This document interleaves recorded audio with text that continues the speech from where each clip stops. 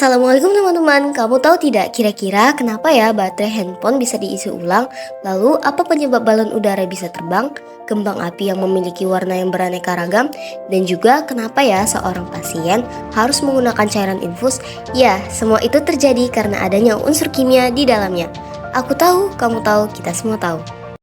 Jadi di sini saya akan membahas tentang unsur-unsur kimia kepada teman-teman sekalian. Unsur-unsur kimia terdiri dari golongan gas mulia, halogen, alkali, dan alkali tanah. Unsur-unsur tersebut sangat bermanfaat di kehidupan kita masing-masing. Jadi di sini saya akan menjelaskan kepada teman-teman sekalian tentang unsur-unsur kimia. Yang pertama, ada kelimpahannya gas mulia. Unsur-unsur gas mulia dalam sistem periodik unsur terletak pada golongan 8A yang meliputi helium, neon, argon, kripton, xenon, dan juga radon.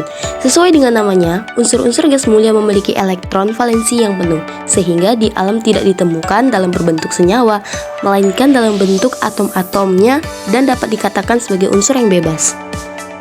Tahun 1962, X. Bartlett berhasil mensintesa senyawa gas mulia yang pertama yaitu xenon hexafluoroplatinum 4 dengan mereaksikan unsur platina fluorida. Sejak saat itu, berbagai senyawa gas mulia berhasil dibuat. Teman-teman, yang kita tahu unsur golongan halogen itu sangat aktif sehingga dapat dijumpai dalam bentuk senyawa.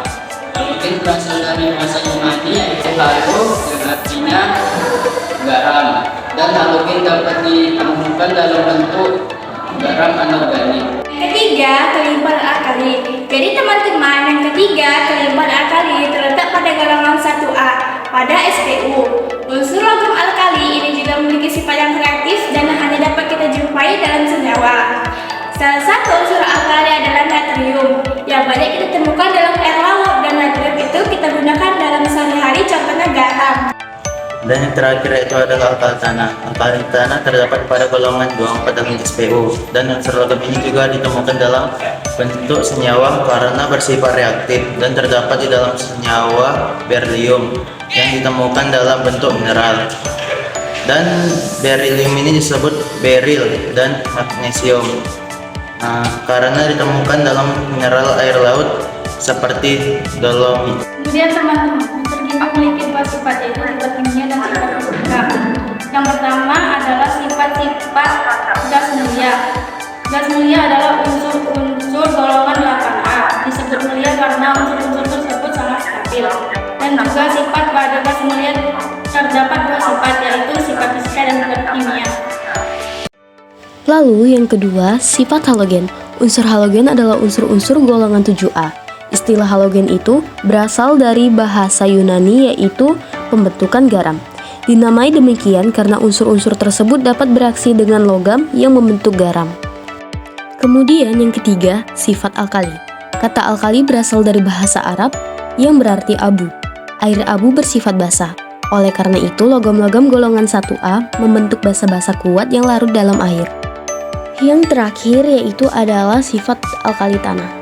Unsur-unsur golongan 2A disebut juga dengan alkali tanah karena unsur-unsur tersebut bersifat basah dan banyak ditemukan dalam mineral tanah. Contohnya terdiri atas berilium, magnesium, kalsium, strontium, barium, dan radium. Radium merupakan unsur radioaktif. Buat teman-teman yang telah menonton video ini, demikian materi yang kami bawakan. Semoga materi ini bisa sama-sama menambah wawasan kita semua. Akhir kata, Assalamualaikum warahmatullahi wabarakatuh.